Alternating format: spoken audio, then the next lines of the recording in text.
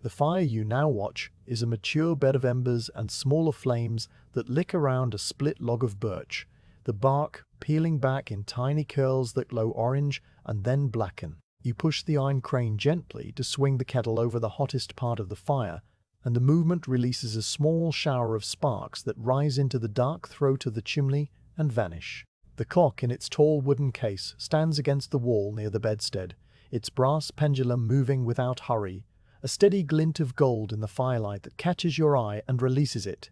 Catches and releases it. You count the tocks without meaning to, a habit from midwifery that measures time by the pace of the room rather than by any urgency. The mother's breathing in the alcove matches the clock's slow cadence, each inhale a soft lifting of the woolen blanket, each exhale a settling, and you can see from the way her face rests against the bolster that the labor is still in its earliest, most patient phase. You know that the waves of her body's work are still arriving far apart, mere ripples on a deep lake, and that this night will unfold according to its own quiet design.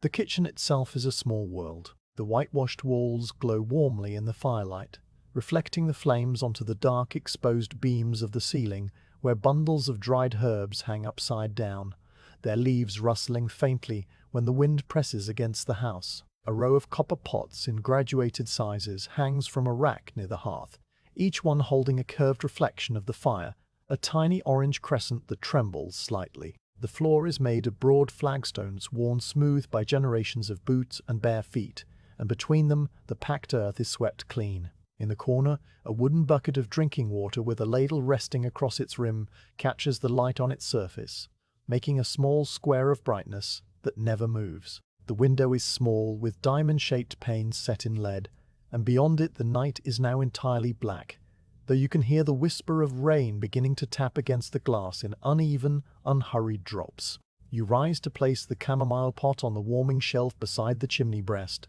where the bricks hold a gentle heat that will keep the infusion warm without boiling it again, and as you do, your shadow moves across the wall, a dark hooded shape that mingles with the shadows of the pots and the clock and the settled bench. Back on your stool, you take a moment to look around the room more deliberately, noting how each object is arranged with the quiet order of a household that knows its own routines. The mantelpiece above the fire holds a pewter candlestick, a small wooden box of spills, and a single blue and white Delft plate propped against the wall. Its painted windmill and flat-bottomed boat, almost invisible in the low light. There is also a dried sprig of lavender tucked behind the plate, and the heat of the fire occasionally releases a ghost of its scent. You reach for your basket again and draw out the clean linen squares of soft, bleached cloth that you have washed and folded many times. You place them on the warming shelf beside the teapot, stacking them one by one with the slow movements of a task that needs no thought. The linen has the faint smell of lye soap and meadow drying, a clean, simple scent that blends with the wood smoke and the chamomile. The dog stirs, his claws faintly clicking against the flagstones as he rearranges his heavy body. He rests his muzzle on his outstretched paws, and his brown eyes, half closed, reflect two tiny flames that never quite steady. Beyond the window, the rain increases slightly, each drop a distinct tap that joins its neighbors in a patient, formless rhythm, and the wind rattles the chimney damper once, sending a soft thump down the flue. You pour the hot water over the chamomile flowers, watching the dried buds swirl and expand, turning the water a pale golden color. The steam rises straight upward for a moment before the air currents in the room bend it gently toward the chimney. You dip a small wooden spoon into the honey jar, scooping up a golden thread and stir it into the infusion with slow circular motions that make no sound. Outside, the lane is empty. Somewhere, a cart rattles in the distance, the sound carrying across the frozen fields, and you hear the carter's voice call to a neighbor about some commotion at the Amsterdam Exchange, something about bulb prices dropping like stones into a canal. But the wind snatches the details before they settle into anything clear.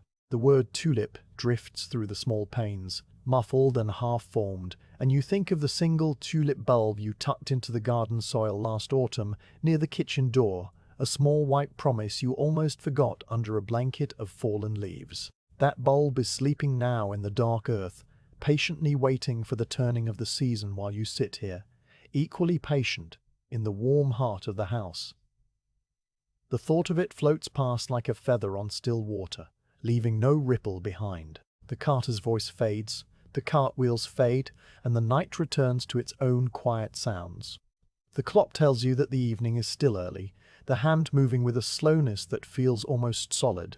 The fire has burned down slightly, so you add a square of peat from the basket beside the hearth, using the iron tongs to place it precisely over the glowing coals. For a long minute, the peat simply sits there, a dark block against the orange, and then you watch its surface begin to change, tiny cracks of light appearing and spreading like a map of rivers seen from a great height. The peat catches with a deep, almost smokeless glow, and a new warmth pushes outward into the room, settling around your ankles and waist. You set the tongs back into their iron stand and brush a flake of ash from your apron. The mother stirs in the alcove, the wooden frame of the box bed creaking softly. You rise and walk the 3 paces to her side, your shoes making only a whisper on the stone. In the dim light, you see that her eyes are open, dark and calm, reflecting the fire from across the room. She asks in a low voice for a sip of cool water, and you bring the pewter cup to her lips, letting her drink slowly while you steady the cup with your other hand. Her forehead is warm but not feverish, and her eyes hold the quiet inward look of a woman listening to her own body. You adjust her bolster, tucking it more firmly under her shoulder, and smooth the blanket over her arm. You tell her in a murmur that everything is progressing exactly as it should in its own time, and the words are not a reassurance, but a simple statement of fact. She nods, her eyelids already drooping again, and you return to your stool by the fire. The chamomile infusion has steeped to a soft amber.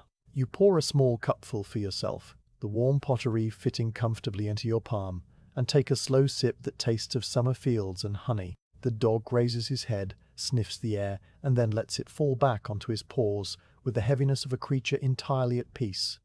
The clock continues its talk, a clean wooden sound that never hurries.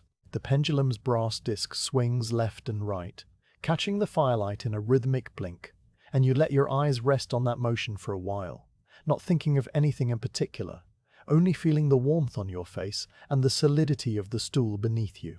The wind, which had been gentle, now shifts direction, and the weather vane on the barn roof creaks once, a high, thin sound that travels through the night. The chimney responds with a low murmur, the smoke inside it swirling differently, but no draught enters the kitchen. The candles on the mantel have not been lit, their tallow still pale and cool because the firelight is more than enough. It throws long, soft shadows against the far wall, shadows that move in slow breathing motions with the flames. You set your cup down and take up your knitting from the basket, a sock heel in progress on full wooden needles. The yarn a natural grey wool from the farm's own sheep. The rhythm of the purl and knit flows without thought, a soft clicking that joins the tock of the clock and the tap of the rain, a tapestry of small sounds that asks for no attention. You think briefly of the world beyond this room, of the messages that fly along the canals and the feverish exchanges in the cities. But the thoughts are thin and transparent, like the skin on warmed milk. They dissolve almost as they fawn. What remains is the simple texture of the evening, the way the firelight lies on the flagstones in a shifting pool of amber, the way the dog's flank rises and falls, the way the chamomile steam curls upward and vanishes. The mother sighs once, a deep releasing breath, and settles deeper into her sleep between the tightening waves. The clock hand inches toward the next Roman numeral. The night outside is deep and absolute, a dark blanket tucked around the little farmhouse, and inside, the hearth continues to glow, a small sun that holds the darkness at bay without effort. Nothing calls for attention, nothing demands movement, nothing is wrong. You sit and you wait, and the evening deepens into its own slow perfection. The first slow hours of the night begin not with any marked event, but with the clock's single, clear chime for 8 o'clock. A clean note that rings once, and then fades into the warmth of the kitchen. The sound is followed almost immediately by the softer, more intimate noise of your wooden spoon moving in a slow circle through the chamomile tea, stirring the honey that had settled at the bottom of the blue earthenware pot. You pour a fresh cup for yourself, and one for the mother, setting hers on the warming shelf where the brick heat will keep it just tepid enough for sipping later. The steam rises in a single, untroubled column, bending only when your breath passes near it. You settle back onto your stool and feel the night arrange itself around you like a familiar garment, the edges of the room softening further into shadow as the fire settles into a steady glow. The mother's breathing has not changed. It remains deep and regular, a slow ocean tide that you can measure without conscious effort, each inhale lifting the woolen blanket by no more than a finger's width. You count the spaces between the soft sounds, noting how the waves of her labor still arrive far apart, mere ripples that tighten and then release across the calm surface of a deep lake. There is no need to time them precisely, not yet, because her body is still resting, still gathering its quiet strength for the hours ahead.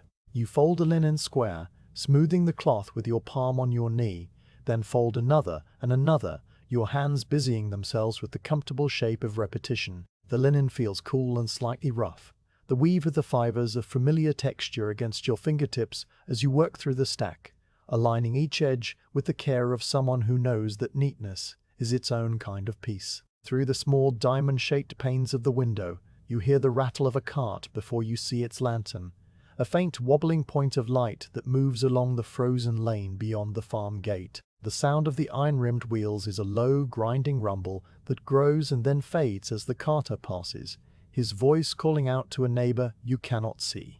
The words are muffled by the glass and the wind, but fragments slip through, something about the Amsterdam Exchange, something about bulb prices dropping like stones dropped into a canal, and then the wind snatches the rest and carries it away across the flat polder land. The cart's lantern bobs once, twice, and then vanishes into the greater darkness, leaving behind only the renewed quiet of the night and the faint image in your mind of a great hall full of men waving papers, an image that seems very far away and entirely unimportant. You think instead of the single tulip bulb you tucked into the garden soil last autumn, a small pale thing the size of an onion, white with a papery skin, which you settled into a hole near the kitchen door and covered with crumbled earth and fallen leaves. The bulb is sleeping now in the frozen ground, patient and still, a secret promise you almost forgot, and the thought of it rests in your mind without urgency, just another quiet detail of the season. A fresh square of peat from the basket beside the hearth looks like a block of dark earth compressed by time, and you set it carefully onto the glowing coals with the iron tongs. For a long minute it simply sits there, a black rectangle against the pulsing orange, unchanged. Then the first tiny cracks appear, lines of fire that spread slowly like the map of some unexplored country, glowing and widening until the whole surface is a lacework of ember. The heat pushes outward in a gentle wave, and you feel it on your cheeks and the backs of your hands. You replace the tongs in their stand and brush a flake of pale ash from your apron. The movement slow and automatic, a small ceremony of tending that has become as natural as breathing. The dog stirs at the sound, one ear twitching at the distant cry of an owl somewhere in the poplar trees beyond the barn, a soft, rounded hoot that arrives twice and then stops. The brindled head lifts. The dark muzzle sniffs the air once, and then the heavy body settles again with a sigh that seems to come from deep inside the flagstones themselves.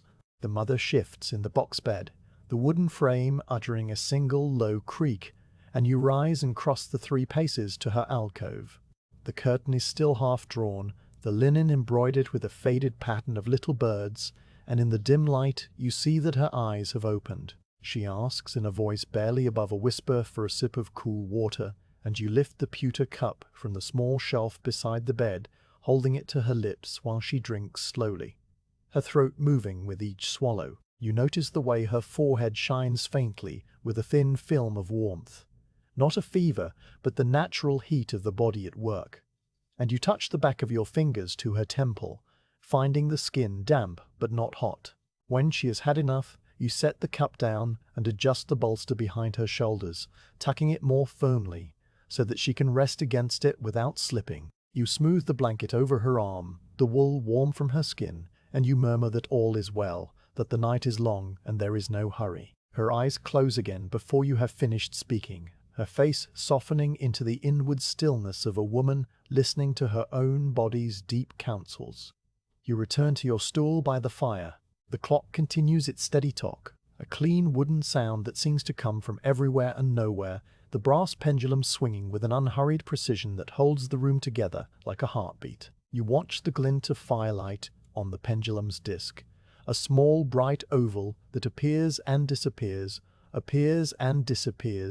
marking the seconds without ever rushing them. The fire answers with its own soft ticking, the sound of cooling embers contracting, a faint crackle that is less a noise and more a texture in the air.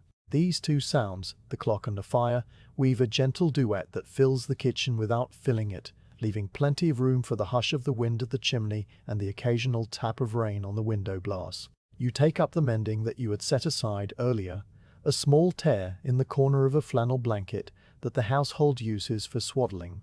The flannel is a soft, napped wool, dyed a muted blue with woad, and the tear is a clean L-shaped rip that will close easily with a few neat stitches. You thread a needle with a length of linen thread, holding the eye close to the firelight to see it clearly, and then you begin. Each pass of the needle through the cloth, a tiny punctuation in the night's long sentence. The thread pulls through with a faint hiss, and you work the stitch over and under, drawing the torn edges together, smoothing them flat with your thumb. The mending is not urgent. The baby will not need the blanket for hours yet, and the work is merely a way to let your hands rest in a rhythm while your mind floats free. Outside, the rain has ceased entirely, leaving the world in a deep, saturated quiet. You can sense the wetness of the fields, the way the earth is dark and heavy and cold, the way the ditches are filling slowly with winter water, but none of that touches this room. The kitchen is a warm shell around you, the whitewashed walls reflecting the fire's amber glow so that even the darkest corners hold a gentle, diffused light. The copper pots on their rack glint dully, each one holding a sliver of flame, and the bundles of herbs hanging from the ceiling beams release a faint, dry fragrance when the air shifts. The clock on the wall shows the time moving slowly toward the next hour, the hand creeping forward with a motion almost too gradual to see. You finish the mending, snip the thread with the small scissors from your sewing pouch, and fold the blanket neatly, adding it to the stack of linens on the warming shelf. The carter's words about the tulip market return to you unbidden, a brief flicker of memory. You picture the bulb you planted, its white skin and the tiny blunt tip from which a green shoot will eventually push upward. Though not for many weeks yet, the idea that such a humble thing could be traded for sums of money that would buy a house or a ship seems like a strange fever dream, a story from a far-off city that has little to do with the steady, seasonal life of the polders. You let the thought drift away, not dismissing it so much as simply releasing it, like a leaf placed on the surface of a canal, floating off on its own current. The kitchen does not need the news from Amsterdam. The kitchen needs only the fire, the clock, the dog, the mother, and you. You pour a little more hot water from the kettle into the chamomile pot, the liquid swirling in a brief amber vortex, and you add a single drop of honey, stirring slowly. The dog lifts his head, following the motion of your hand with his eyes, and you pause to scratch behind his ears, feeling the short, dense fur and the warmth of his skin. His tail thumps once against the flagstones, a lazy wag that asks for nothing more, and then he rests again. The owl calls once more, farther off now, a solitary note that hangs in the darkness and then fades. The night is deep, the hours are long, and you sit in the center of a small universe made of firelight and wool and steady breathing. Everything moves at its own pace, and you move with it, patient as the bulb under the soil, quiet as the clock's brass weight descending inch by inch toward the floor. Sometime after 9 o'clock, you begin to feel the clock as a companion rather than a mere object, its steady voice measuring out an unhurried conversation with the settling house. You do not notice the exact moment this shift occurs. It arrives the way the firelight changes from bright flames to deep embers, a gradual transformation that leaves the room feeling slightly different without any single cause. The clock's tock has been present all evening, a constant background presence, but now it seems to move forward in the room, to take on a personality that is patient and reliable and entirely without haste. You listen to the sound as you might listen to the breathing of a friend sitting across the hearth from you, a presence that asks for nothing but offers the quiet reassurance of continuity. The pendulum swings in its long wooden case, the brass disc catching the firelight and releasing it, and the motion becomes a kind of language you understand without words. You run a cloth over the smooth wooden arm of your chair, a three-legged stool made of elm that has stood beside this hearth for longer than anyone living can remember. The wood beneath your fingers is worn into a soft valley where countless hands have rested, the grain polished to a silky sheen that holds the warmth of the room. You trace the shallow depression with your thumb, feeling how generations of sitters before you have left this subtle mark, each one adding an invisible layer of wear, and the thought connects you to all the quiet nights that have passed in this kitchen. The stool itself does not creak. It is settled into its shape as thoroughly as the flagstones have settled into the earth, and it holds your weight with the comfortable certainty of something that has done its job for a very long time. The cloth moves in small circles, picking up no dust but simply smoothing the surface, a motion that gives your hands something to do while your mind drifts. The mother dozes between the tightening sensations of her labor, her breathing a slow and rhythmic rise and fall behind the half-drawn curtain of the box bed.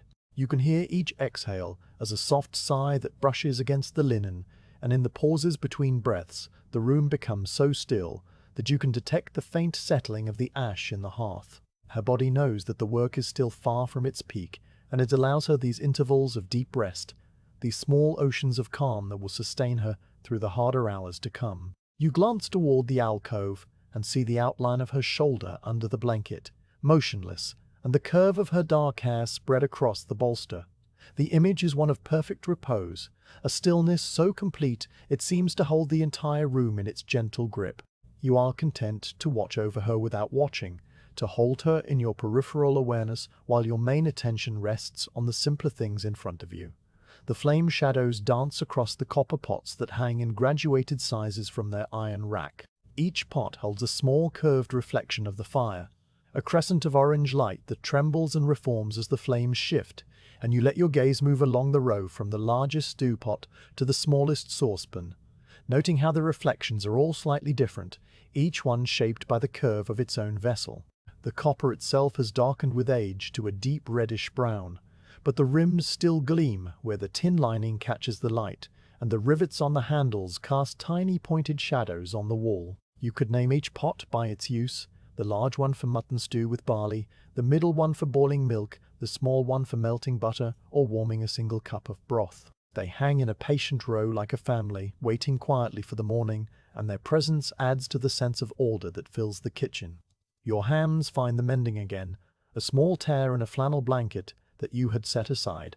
The flannel is soft and warm from lying near the hearth, and the tear is a clean L shape that will close neatly with a few more stitches. You thread the needle again, holding it close to the firelight to catch the eye, and then you begin.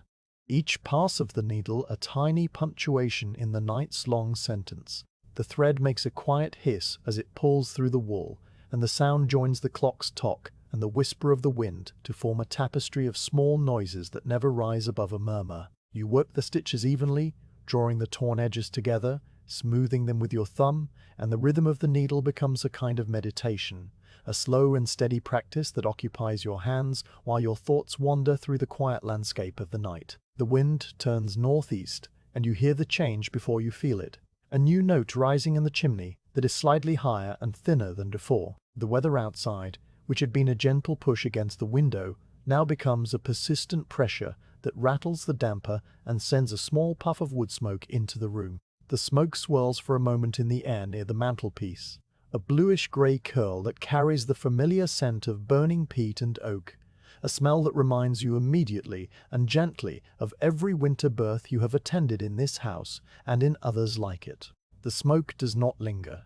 It is drawn back up the chimney by the draught almost as quickly as it appeared, leaving behind only the memory of its fragrance and the faint sting of it in your nostrils, which passes after a moment. You adjust the damper with the iron handle, pulling it open a little wider so that the chimney will draw more freely, and the rattling stops, the fire burning clean and bright again. The dog, who has been sleeping deeply with his muzzle resting on his paws, lifts his head at the scent of smoke and blinks slowly, his brown eyes reflecting the fire as two small steady flames. He sniffs the air once, twice, then lowers his head again with the heaviness of an animal who trusts completely that all is well. You reach down and run your hand over his broad skull, feeling the short, dense fur and the ridge of bone beneath. and his tail gives a single lazy thump against the flagstones before he sighs and closes his eyes. His body is a warm weight near your feet, a living anchor that adds to the solidity of the hearth. Far away, a bell tolls 10 o'clock, the sound arriving as a clear note that hangs in the cold air outside and then seeps through the window glass, softened but still distinct. You count the strokes without meaning to, each one a round bronze wave that spreads across the dark fields and reaches the farmhouse with a gentle insistence. The 10th stroke fades slowly, leaving a silence that feels deeper than before, and you realize that the wind has paused too, as if the night itself is holding its breath in the wake of the bell. The clock in its case continues to tock, unaffected, and gradually the small sounds of the kitchen return, the settling of a log in the fire, the whisper of the flannel in your hands, the distant rustle of the herbs hanging from the beams. You rise to check on the mother, crossing the 3 paces with the quiet step that has become second nature. The curtain is still half drawn, and you can see her face in the dim light, pale and calm and slightly damp at the temples. You touch the back of your hand to her forehead, finding the skin warm but not feverish, the natural heat of a body engaged in its deep work. She opens her eyes for a moment, dark and reflective, and you whisper that all is progressing exactly as it should, in its own time, and that there is no need to hurry. Her eyelids lower again, and the corner of her mouth lifts in the faintest ghost of a smile before she sinks back into her rest.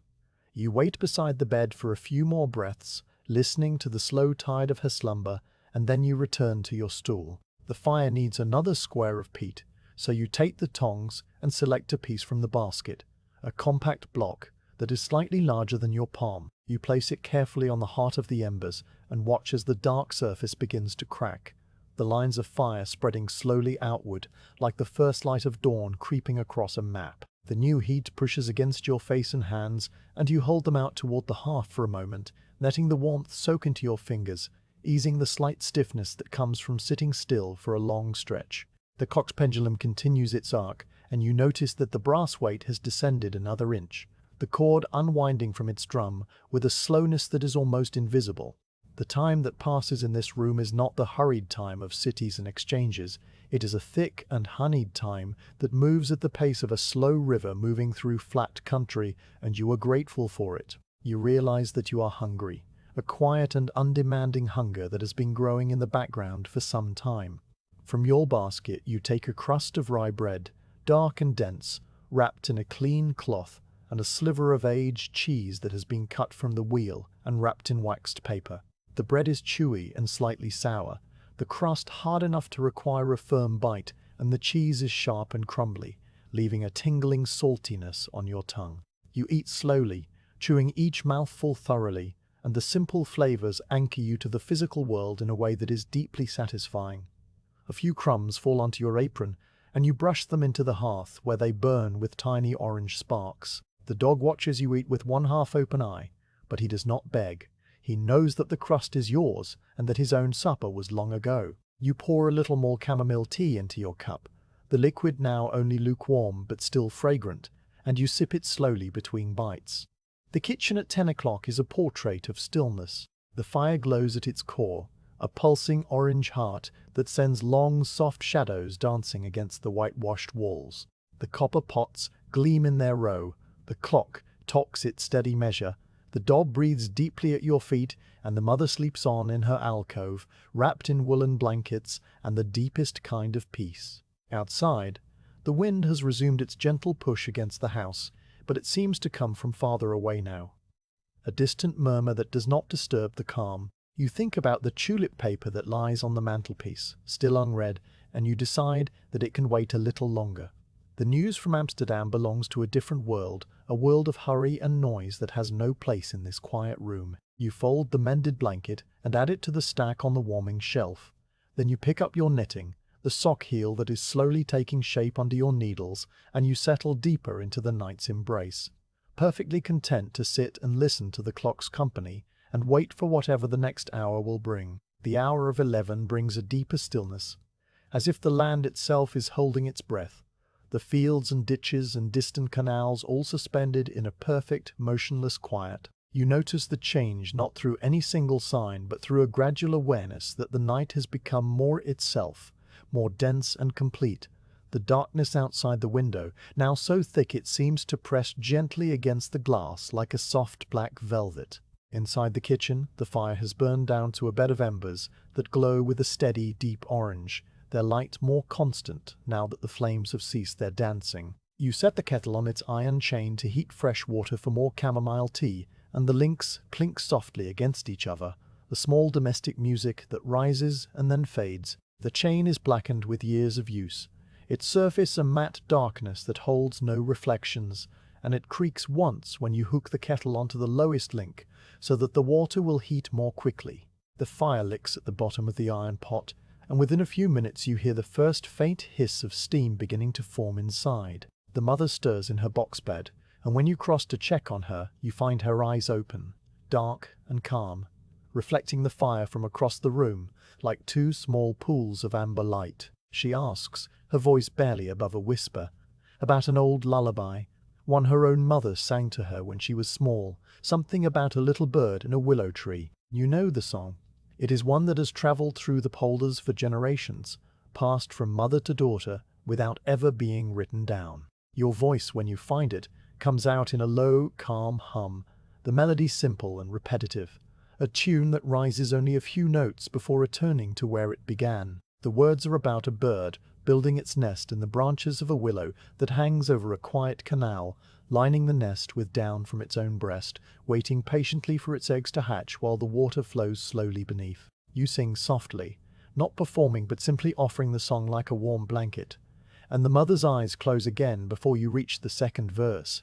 The melody blends with the creak of the beam overhead and the soft pad of rain that has begun to tap again against the window glass, the drops arriving one by one in an unhurried rhythm that seems to match the lullaby's gentle pace. You are still humming when a knock sounds at the kitchen door, a small, hesitant tapping that is almost swallowed by the noise of the rain.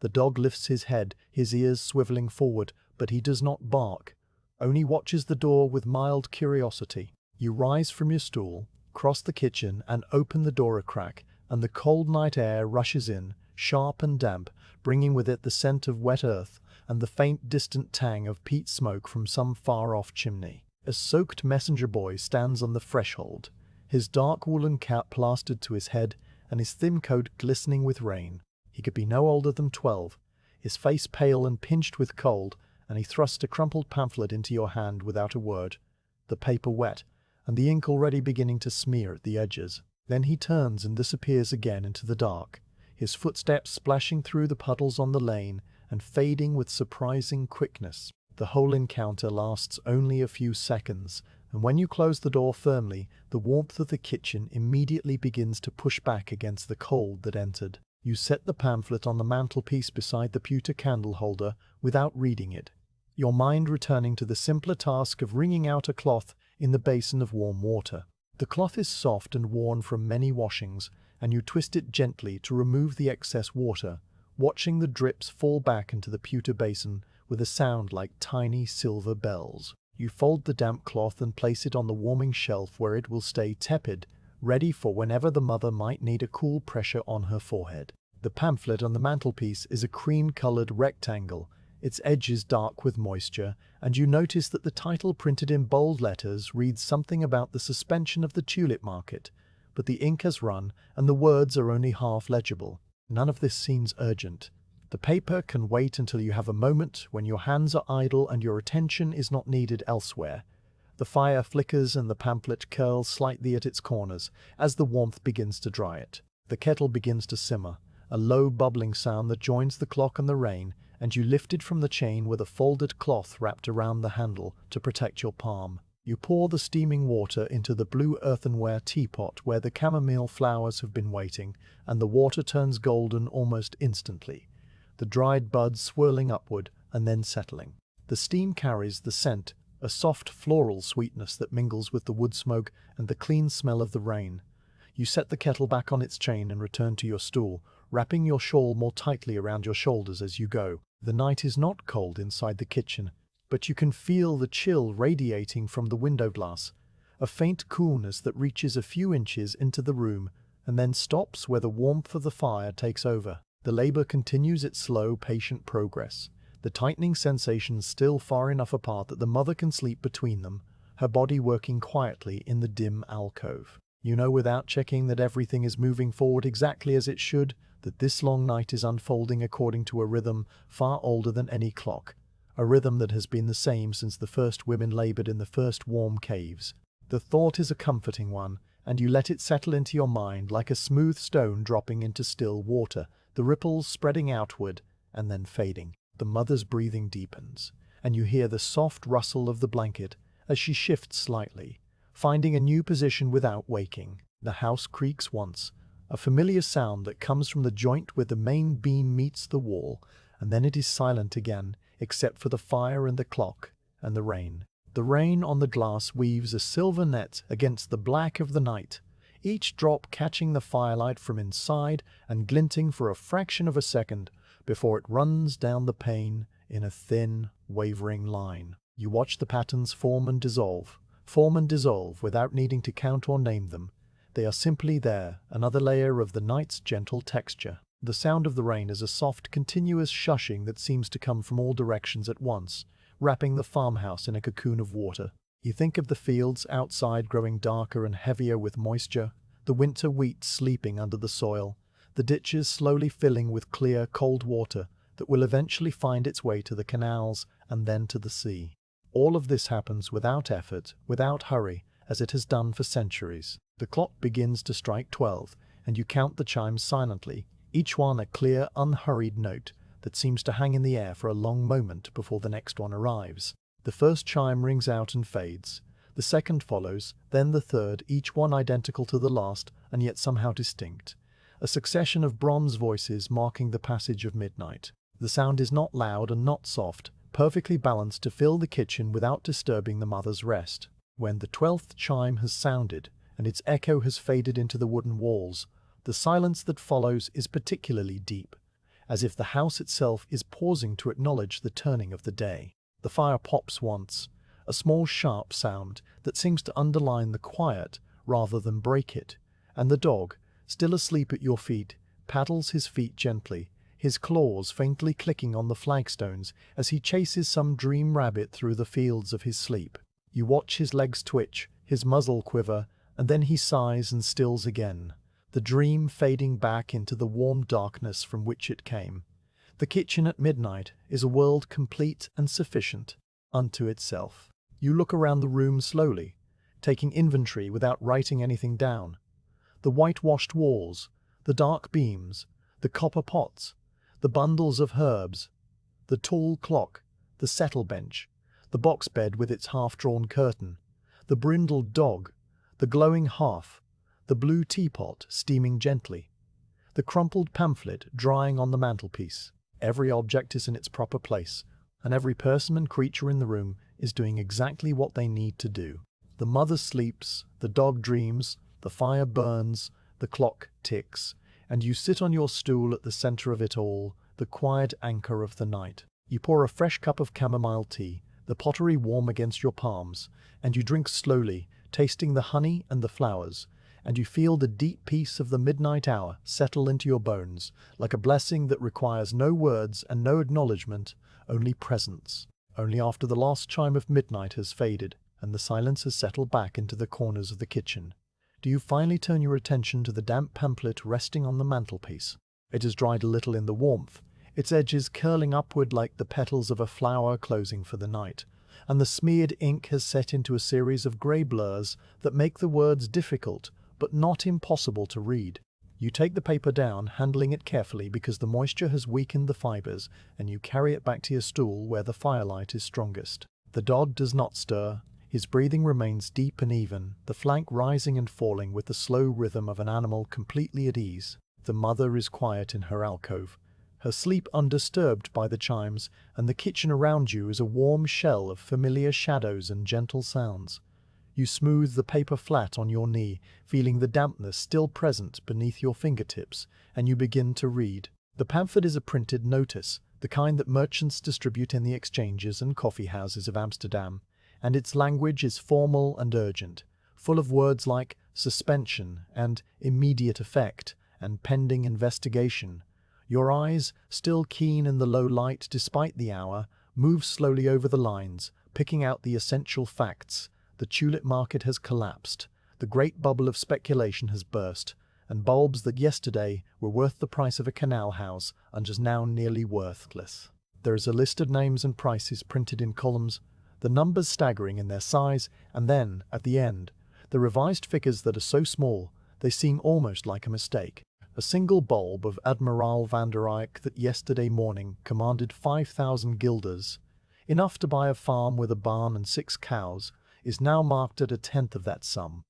The letters Priges Jadald printed beside it in small, trembling type. You read a few lines aloud in a murmur, not for drama or for the sake of being heard, but merely for the simple sound of words in the quiet room, a soft human voice joining the clock and the fire. Semper Augustus, you whisper, 12,000 to 600, and the numbers dissolve into the air without weight.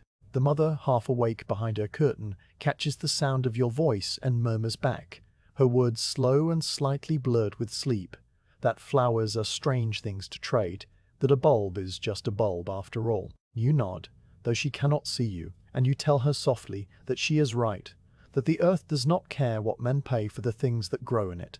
Her breathing deepens again almost immediately, the brief exchange fading from her waking mind as she sinks back into the rest her body needs. You look down at the paper again, at the dense columns of type and the inky smudges, and you feel the distance between this warm kitchen and the cold exchanges of Amsterdam as something almost physical, a vast expanse of dark fields and silent canals that separates two entirely different worlds. You fold the pamphlet slowly, creasing it first lengthwise and then crosswise, the damp paper yielding easily, and you consider for a moment what to do with it. The news it carries is already old, already irrelevant to the quiet progress of this night, and you have no use for a list of failed speculations. Your hand moves almost of its own accord, tucking the folded paper into the basket of spills on the mantelpiece, where it will serve one final purpose as kindling for the morning's fire. The irony of this does not escape you, though it registers only as a faint, distant amusement.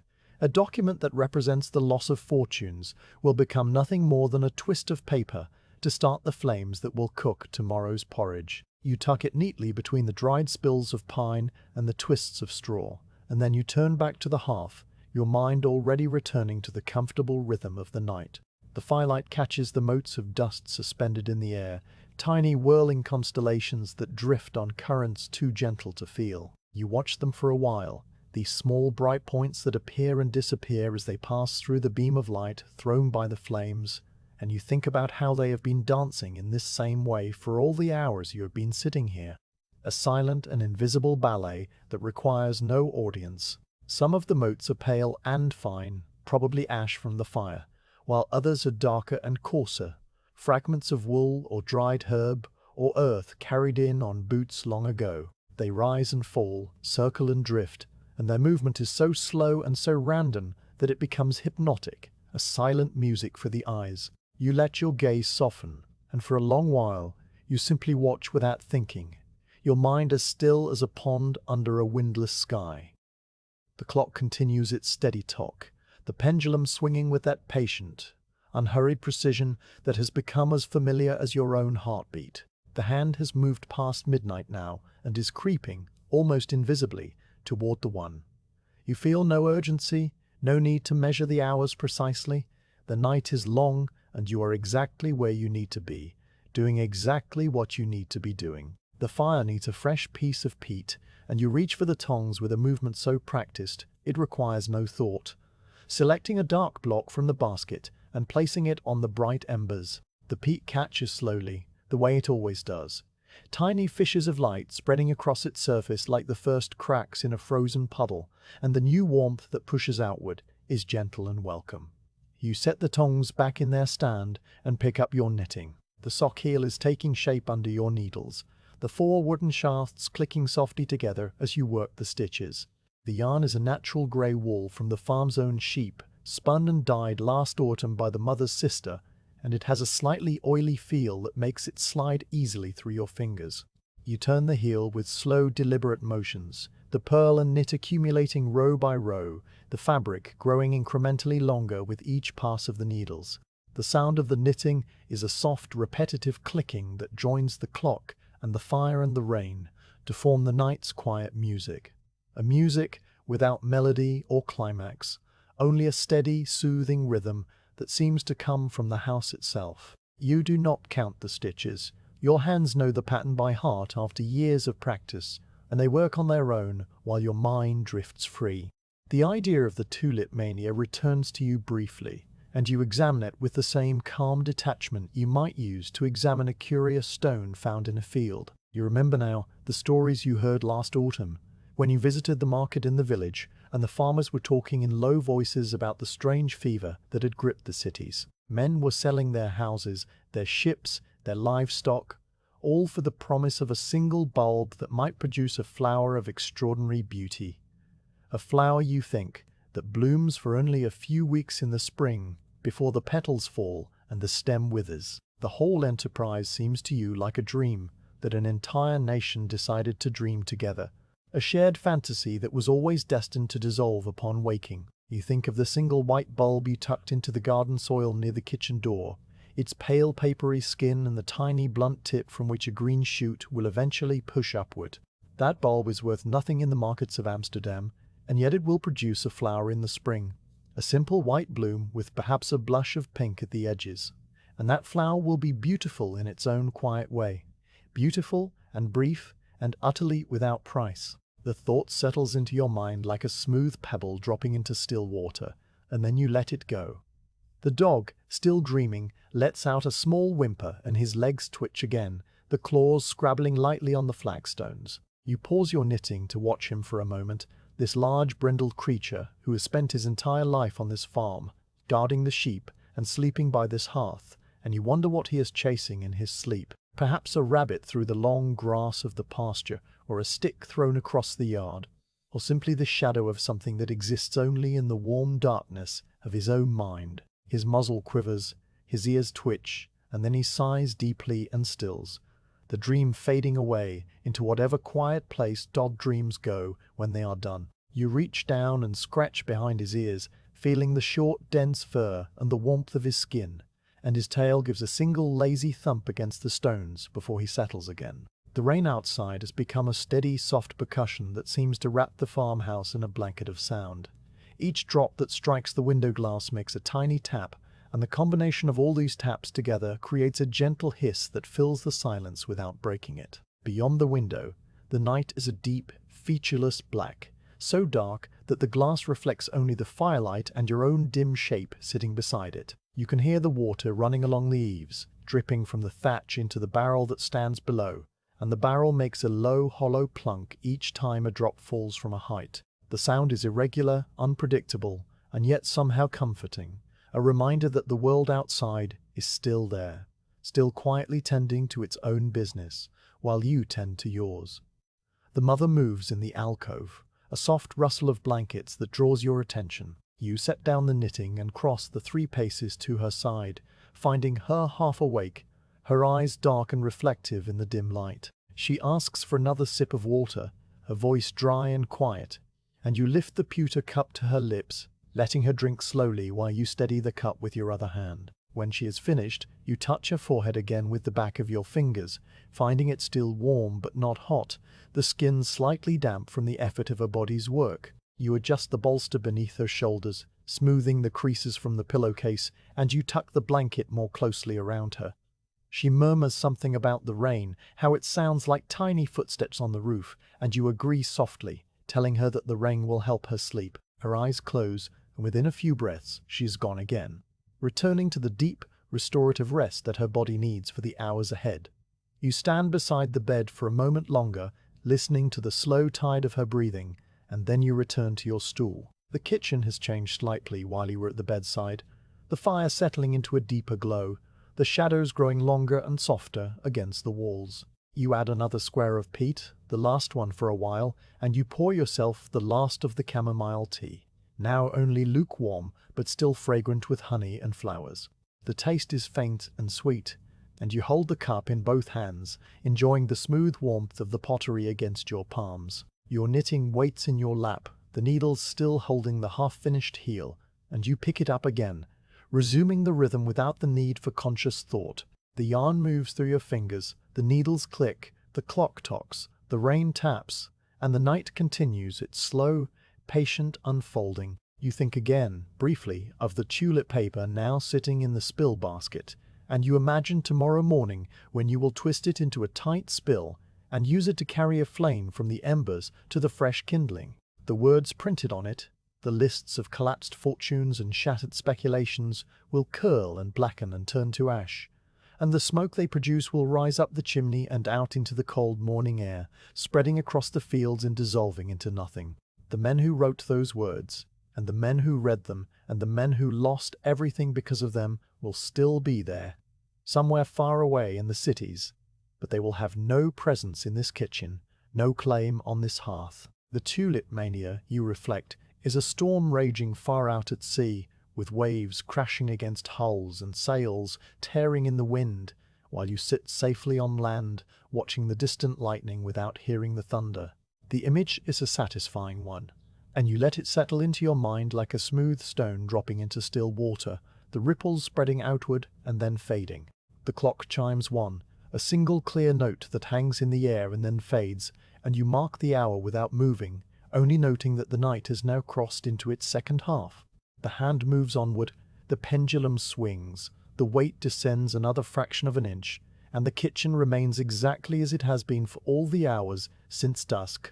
Nothing has changed, and nothing needs to change.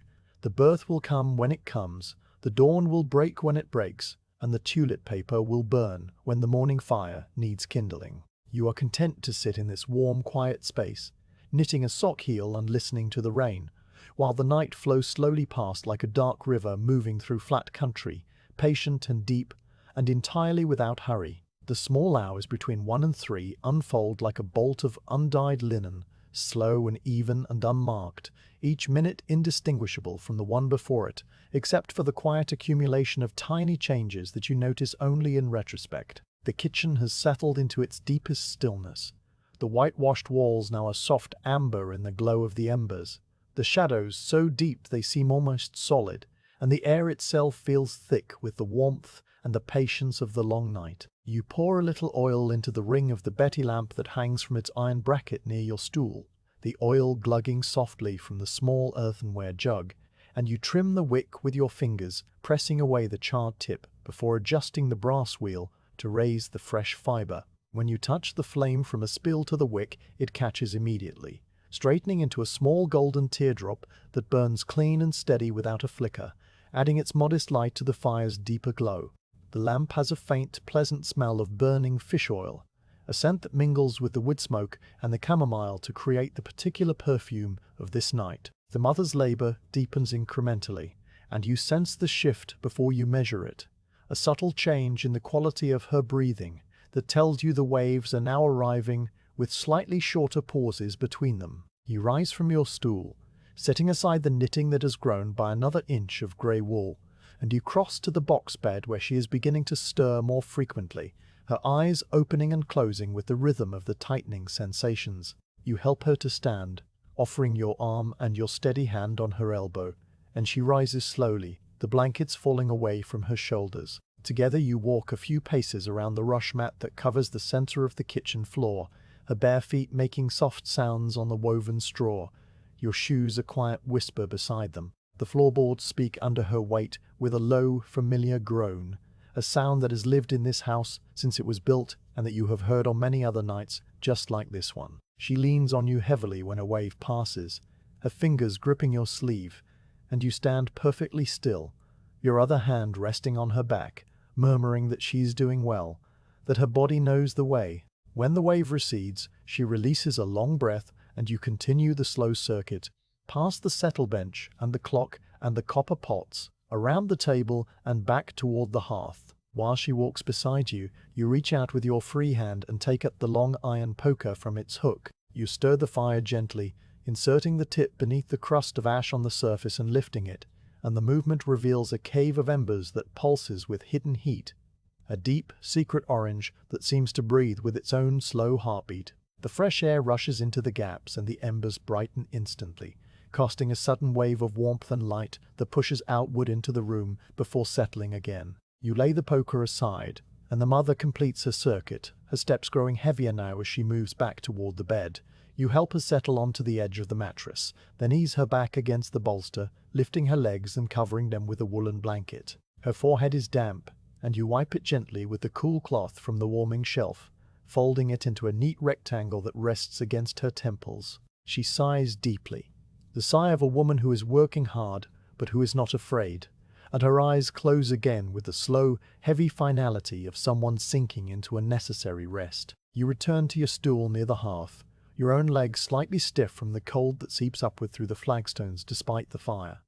The Betty lamp burns steadily above your head, its teardrop flame mirrored faintly in the dark window glass. You notice then that the night outside is so black it has no outline, no distinction between earth and sky, no visible horizon.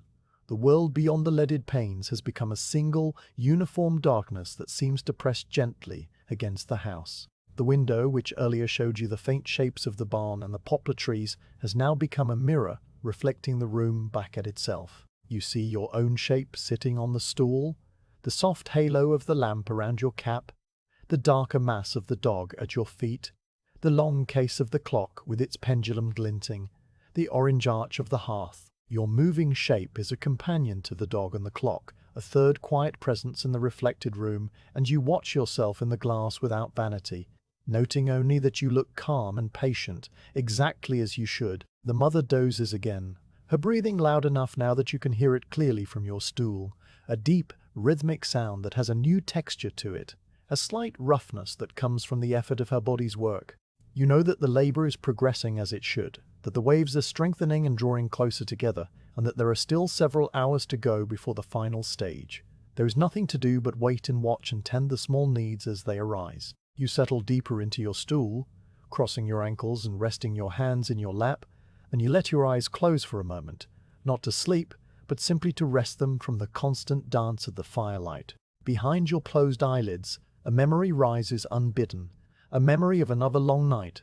10 winters passed when the canal froze so hard the ice sang. You were younger then, though already experienced in your calling, and you had been summoned to a cottage not unlike this one, a low brick farmhouse on the edge of a frozen waterway. The cold that night had been a living thing, sharp and biting, and as you walked along the towpath with your basket on your arm, you heard the ice making its strange music, a long, low groaning sound that rose and fell like the voice of some great creature sleeping beneath the surface. The sound had followed you all the way to the cottage door, and even inside, beside the hearth, you could still hear it faintly through the walls, a continuous bass note beneath the smaller sounds of the room. That night, you helped deliver twins, 2 small boys with fierce red faces and fists like tiny knots, one arriving just after midnight and the other an hour later, as if they had agreed between themselves to take their time. The mother, a farmer's wife with strong hands and a quiet voice, had labored with the same patient endurance you see now in the woman in the box bed, and the birth had been smooth and uneventful, the babies healthy and loud. You remember the way the firelight caught the steam rising from the warming pans, the way the father wept without making a sound, the way the ice continued its deep song, all through the small hours until the dawn broke, pale and grey, and the canal fell silent at last. The memory is a placid pond, no waves, no ripples, just a clear image suspended in the still water of your mind, and you hold it for a while without attachment, letting it be what it is. You open your eyes again, and the kitchen returns, unchanged. The dog has shifted in his sleep, his large head now resting on your foot, a warm, heavy pressure that anchors you to the moment. The clock shows that the hour is approaching too, the hand creeping forward with its infinite slowness, and the pendulum continues its steady arc, the brass disc winking in the firelight like a slow, patient eye. You reach down and stroke the dog's head, feeling the short fur and the hard bone beneath, and his tail gives a single thump before he settles again. The fire needs another block of peat, so you take the tongs and select a piece from the basket, a compact square that fits neatly onto the glowing bed, and you watch the familiar transformation as the dark surface cracks and glows, the heat radiating outward in soft, invisible waves. The Betty lamp flickers once, a brief flutter of the golden teardrop, and you reach up to adjust the wick, turning the brass wheel a fraction to raise the flame again. It steadies immediately, burning clean and bright, and you can see the tiny pool of oil in the ring, the surface shimmering with heat. The smell of the oil is stronger now, a slightly fishy scent that you have always associated with long winter nights, and you find it comforting in its familiarity. The lamp has been in this farmhouse for decades, its brass body polished by countless hands, its iron bracket fixed firmly to the beam, and it has witnessed more nights like this one than anyone could count. The mother calls out softly, her voice barely carrying across the room, and you are on your feet and at her side before you consciously decide to move. She asks for a drink, and you lift the pewter cup, finding that the water has grown too cool, so you pour a little from the kettle into a fresh cup and hold it to her lips. She drinks slowly, her throat moving with each swallow, and when she is finished, you help her turn onto her side, arranging the bolster behind her back and the pillow under her head. She murmurs something about the cold, though her skin is warm to the touch, and you spread an extra blanket over her, a thick woolen one from the shelf at the foot of the bed. The blanket smells faintly of lavender from the dried sprigs stored with it, and the scent rises briefly before settling back into the folds of wool. She thanks you with a look rather than words, her eyes large and dark in the dim light, and then she closes them again, retreating into the inward world of her labor. You return to the stool and pour yourself a small cup of water from the bucket, the ladle cold against your fingers, the water cool and clean on your tongue.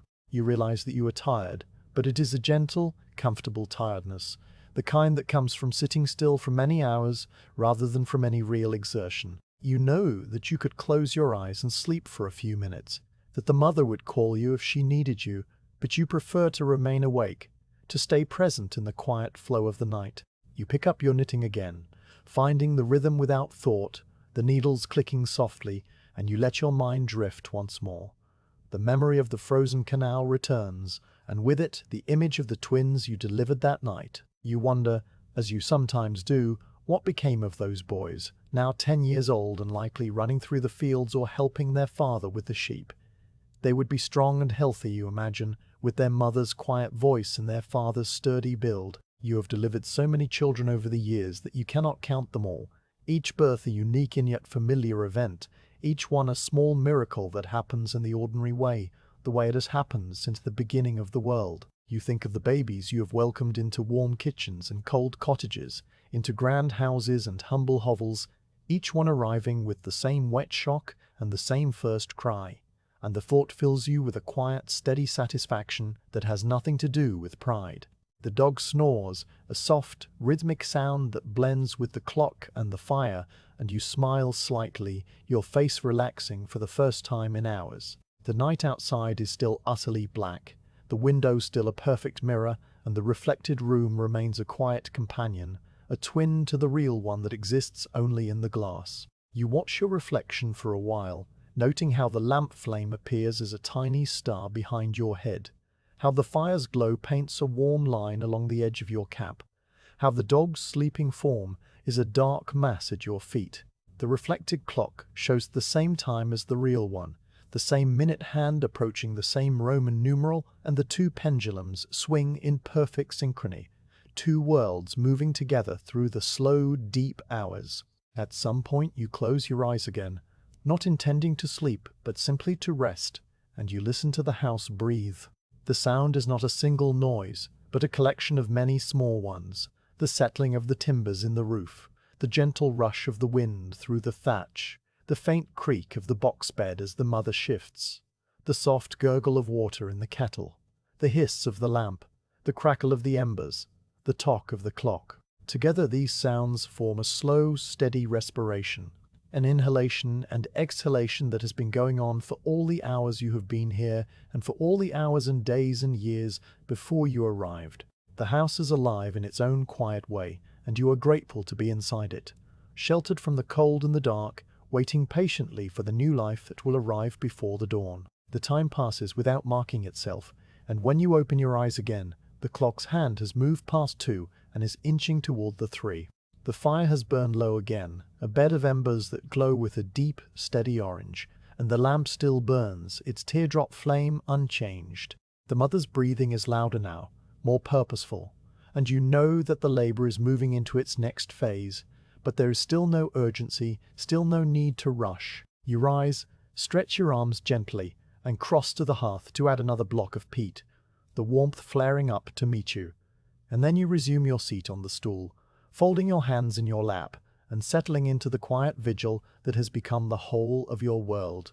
Around 3 in the deep night, you sense a shift, not through any outward sign, but through a subtle alteration in the texture of the silence. A change as gradual and certain as the turning of the tide in the unseen sea beyond the dunes. The mother's breathing takes on a lower register, a deeper and more grounded sound that seems to come from somewhere farther down in her chest. And you know without needing to check that the labor has entered its next quiet phase. You rise from your stool slowly, your body moving before your mind has formed the thought, and you begin the calm, practiced work of preparing for what lies ahead. The kitchen receives your movements without comment, the clock continuing its steady tock, the fire glowing its deep orange, the dog watching from his nest of warmth with half-open eyes that reflect the flames like small amber mirrors. You lay out the birthing stool first, a low curved piece of oak, worn smooth by years of use, its 3 short legs firmly planted on the flagstones near the hearth where the warmth gathers most thickly. The stool has attended more births than any person now living in this farmhouse, its dark wood polished to a silky sheen by the hands and bodies of the women who have sat upon it, and you set it down with the care you might use for a trusted old friend. Over the seat, you drape a fresh, clean sheet that has been warming on the shelf, folding it neatly so that it will cushion without slipping, and you smooth the wrinkles with your palm until the surface is as flat as calm water. Beside the stool, you place a folded woolen blanket, also warm from the fire, ready to wrap around the mother's shoulders when the time comes, and you arrange these things with the quiet precision of someone who has done this many times before, and who understands that order is a form of comfort. The fire, which had burned down to a bed of perfect coals, now needs replenishing, and you select 2 fresh blocks of turf from the basket. They are dense and dark, smelling faintly of the bog where they were cut last summer, and you place them side by side on the glowing embers with the iron tongs. The coals beneath are a pulsing orange heart, the color of a low sunset seen through closed eyelids, and the fresh turf takes a long minute before it begins to catch. Then the first thin curls of smoke rise upward, pale grey and slow-moving, curling into the throat of the chimney in a lazy spiral that seems to have all the time in the world. The smoke carries a different scent from the peat you burned earlier, a slightly sweeter, earthier fragrance that reminds you of walking through the heather on a damp autumn morning, and the smell fills the kitchen with a gentle, grounding presence. The brass pot of olive oil for the infant's skin sits on the warming shelf where you placed it hours ago, and now you take it down and hold it in your hands, feeling the pleasant weight of it, the warmth that has seeped into the metal from the bricks. You remove the lid and the scent of the oil rises to meet you, a clean green smell that is almost fruity, and you set the pot on the table near the birthing stool where it will be within easy reach. The oil catches the light from the fire and the lamp, its surface a smooth golden disc that trembles slightly when you move the pot, and for a moment it looks like a small setting sun captured in brass. You place a soft square of linen beside the pot, ready for your hands, and you check that the swaddling bands are close to the fireplace, where they can absorb the gentle heat without scorching. Their long strips of soft flannel draped over the back of the settle bench like pale ribbons. There is no urgency in your movements, only the long-practiced choreography of a woman who has seen many nights give way to morning. You know exactly where each item needs to be, and you arrange them in a particular order that has become second nature. The stool, the blanket, the oil, the cloths, the small sharp scissors, the thin cord for the birth tie, the receiving blanket that will wrap the newborn. Each object is placed with the same quiet care, and when you are done, the area around the hearth has become a small, ordered world ready to receive the new life that is making its slow way forward. You pause for a moment and survey your work, and you feel the quiet satisfaction of knowing that everything is as it should be. The mother stirs in the box bed, her body registering the change in the room even before her waking mind does.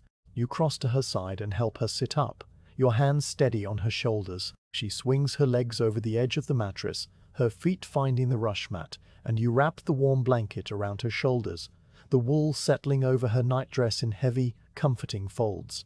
She leans against you for a moment, her head resting briefly on your shoulder, and you feel the heat of her forehead through the linen of your cap. Then she straightens, drawing a long breath, and you walk with her slowly toward the hearth, your arm around her waist, your steps perfectly matched to hers. The dog rises from his spot and moves aside without being told, circling once and then settling again near the door where he can still watch the room with his calm brown eyes. You help the mother onto the birthing stool, arranging the blanket around her so that it covers her back and shoulders, tucking the edges under her knees to keep her warm. The stool is the right height for her, the curved seat supporting her in the ancient position the women have used since the beginning of the world, and she sighs as she settles into it, a long releasing breath that seems to carry some of the tension out of her body. You kneel before her on a folded sack, the rough cloth cushioning your knees against the flagstones, and you place your hands on her feet, which are bare and cold from the short walk across the floor. Your palms warm them slowly, and you feel the small bones in the fine arches, the pulse beating faintly beneath the skin, and she closes her eyes at the contact, her face softening. The fire at your side glows steadily, the two fresh blocks of turf now burning with a clean, deep flame that casts a warm light across the scene. The clock ticks on, marking the minutes that no one is counting, and the rain, which had paused for a while, begins again softly, a gentle tapping that seems to come from very far away. The kitchen is wrapped in a comfortable intimacy of warmth and shadow, the whitewashed walls reflecting the golden light so that the whole room seems to glow from within. The copper pots gleam in their row, the herbs rustle faintly in the draught from the chimney, and the tallow candles on the mantelpiece remain unlit because the fire and the lamp provide more than enough illumination. The pamphlet of Tulip news is still tucked into the spill basket, forgotten now and entirely irrelevant, a ghost from a distant world that has no place in this quiet circle of light. The mother's labor deepens further, the waves now arriving with a rhythm that is stronger and more purposeful, and you guide her through them with your voice, a low, calm stream of words that encourages her to breathe slowly, to let her body do the work it knows so well. You tell her that she is strong, that the night is peaceful, that the baby is coming exactly as it should, and your words are not mere reassurance, but simple statements of truth. She listens with her eyes closed, her hands gripping the sides of the stool, her breathing loud and rhythmic in the still air. Between the waves, you offer her sips of cool water and wipe her forehead with the damp cloth, the linen soft and soothing against her heated skin. And she rests her head against your shoulder for a moment, gathering her strength before the next wave arrives. The dog, who has been watching from his spot near the door, rises and stretches low with a yawn that reveals a pink tongue and a row of white teeth. He walks a small circle, his claws clicking softly on the stones, and then he settles again with a heavy sigh, his head resting on his paws in a posture of patient waiting. His presence is a steady comfort, a warm, breathing reminder that life on the farm continues in its quiet way, even as this particular night reaches its climax. You reach out and scratch behind his ears, and his tail gives a single, slow wag before he closes his eyes. The distant tolling of the night watch's bell reaches you through the rain and the wind, a ghost of a sound that seems to come from another world entirely, a world of dark lanes and sleeping villages where everyone is in bed and the streets are empty. You count the strokes automatically, 1, 2, 3, and then a pause, the sound fading into the night before another set of 3 begins. The watchman is making his rounds, calling the hour and the state of the streets, his voice too far away to hear, but his bell carrying across the frozen fields with a clarity that is almost magical. 3:30, you note silently, and the information is received and then released, filed away in the part of your mind that keeps track of the night's slow progress.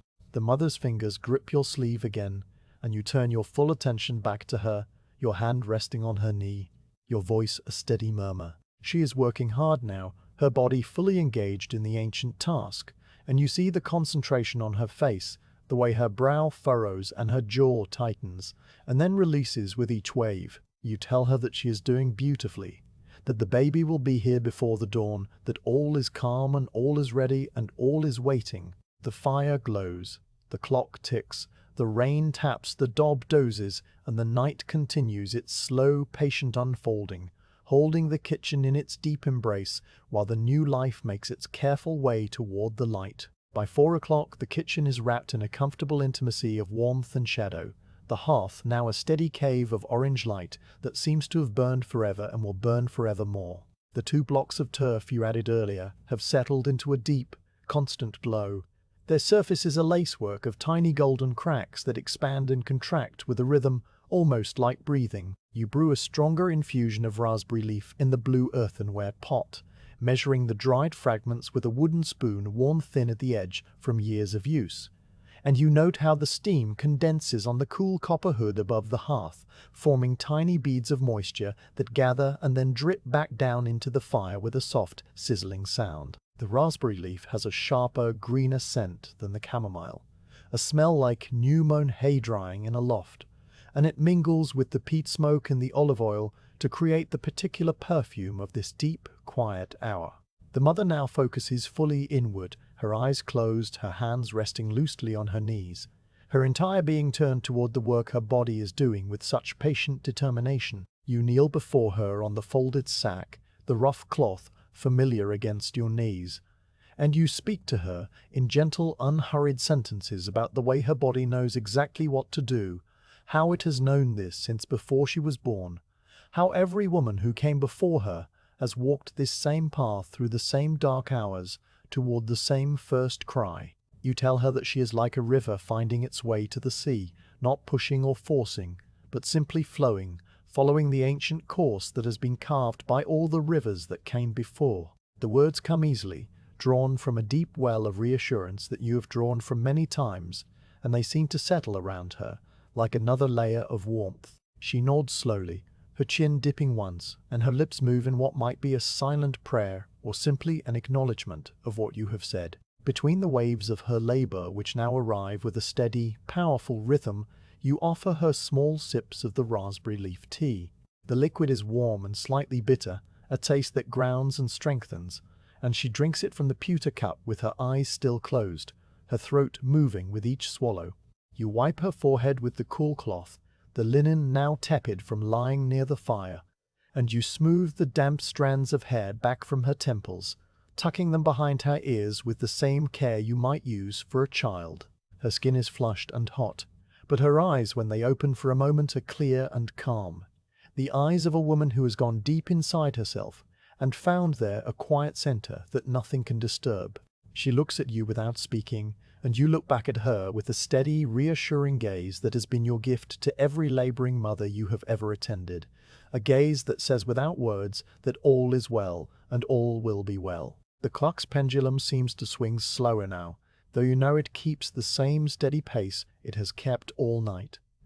Perhaps your perception has simply softened, matching the room's deep rhythm, so that each second feels longer and fuller, each minute a small eternity of warmth and shadow. The brass disc winks in the firelight with the same patient regularity, and the weight has descended another inch on its cord, the brass cylinder now level with the bottom of the clock's long throat. You watch it for a while, that slow, inevitable descent, and you think about how the clock will need winding in the morning, a simple task that someone will perform without thought, the key turned in the iron square until the weight rises again and the cycle begins anew. The thought is a small, ordinary one, the kind of thought that fills the quiet spaces between more important things. From the fields outside, a cow lows once, the sound arriving through the darkness and the rain as a single, rounded note that seems to come from very far away. It is the only sound that has reached you from the farm animals all night, and it reminds you that the dawn is still a long way off, that the cattle are still resting in their byre, that the world beyond this kitchen is still wrapped in the deep, patient quiet of the winter night. You listen for a response, another cow perhaps, or the answering call of the bull, but none comes, and the silence that follows the single low note is as complete as if the sound had never happened. The dog, who had raised his head at the noise, lowers it again onto his paws with a sigh that seems to come from the very depths of his brindled body. You wash your hands again in the warm water of the pewter basin, the ritual as familiar as breathing, and you notice the tiny crack in the basin's rim, a fine dark line that runs from the edge toward the center. The crack was mended years ago with a small metal staple, a butterfly-shaped piece of iron that spans the gap and holds the two sides together, and the repair has never failed. Not once in all the births you have attended with this basin. You run your thumb over the staple, feeling the smooth metal and the slight ridge where it meets the pewter, and you think about how the most important things are often the ones that have been mended and kept and used again, their value increased by the care that has been lavished on them. The basin is old and worn and marked by use, and it is one of your most trusted tools, a quiet companion to your work. The tulip paper on the mantel is a forgotten ghost now, its frantic news entirely dissolved in this domestic peace. You have not glanced at it since you folded it and tucked it into the spill basket, and it sits there among the twists of pine and straw with the patience of something that has no urgency and no claim on your attention. The world of the exchanges, with its shouting men and its collapsing prices and its fortunes won and lost in a single afternoon, seems so distant that it might as well be happening in another century. Here in the kitchen the only currency is warmth and patience and the steady progress of the labouring mother, and that currency has never fluctuated in all the years you have been attending births. The tulip mania will pass, as all fevers pass, and the men who lost everything will find new ways to live. And the bulbs in the ground will continue to send up their green shoots in the spring, regardless of what anyone paid for them. This thought, which might seem profound in another context, is simply a statement of obvious truth, and you let it drift through your mind without holding on to it. You watch the mother's face between her efforts, seeing the ancient timeless concentration of all women in this hour. Her brow is furrowed, her jaw is set, and yet beneath the strain there is a profound stillness, a calm that comes from surrendering to something much larger than herself. Her lips move occasionally, forming words you cannot hear, and her hands grip the sides of the birthing stool with a strength that is surprising in someone so slender. She is working harder now than she has worked all night, and you know that the final stage is drawing closer, that the baby is making its slow, inevitable way downward, that the hours of patient waiting are about to give way to the moment of arrival. But there is still time, still a little more waiting, and you do not hurry her. You simply remain kneeling before her, your hands resting lightly on her knees, your voice a steady murmur of encouragement and calm. The house itself seems to lean in, attentive and quiet, as if the walls and beams and flagstones are all aware of what is happening within them. The fire burns without a flicker, the clock ticks without a hurry, the lamp glows without a waver, and the rain outside continues its soft, steady percussion against the window glass. Every object in the kitchen is in its proper place, and every sound is the right sound, and every breath is the right breath. You feel the deep, quiet satisfaction of knowing that you are exactly where you need to be, doing exactly what you need to be doing, and that this night, like all the nights before it, is unfolding according to a rhythm that is older and wiser than any human plan. The mother draws a long, deep breath and holds it, her entire body gathering itself for the work ahead, and you breathe with her, your hand on her back, your voice a soft anchor in the deep night sea. The first hint of grey light appears at the window, not as a sudden change, but as a slow dilution of the black, a softening at the edges of the leaded panes that you notice only because you happen to glance up at the moment it begins. It is the precise hour before dawn, that quiet threshold when the night is still fully present, but the day is sending its first pale messenger ahead, and the quality of the darkness shifts from absolute to something with a faint, pearly texture. You see the outline of the poplar trees now, thin and black against a sky that is no longer entirely without colour, and the window glass, which has been a perfect mirror for so many hours, now begins to show the world outside again. The shapes of the barn and the cart shed emerging slowly from the retreating shadows. The rain has stopped at some point without your noticing, and the silence outside is deep and still, the kind of silence that settles over the polders just before the birds begin their morning conversation.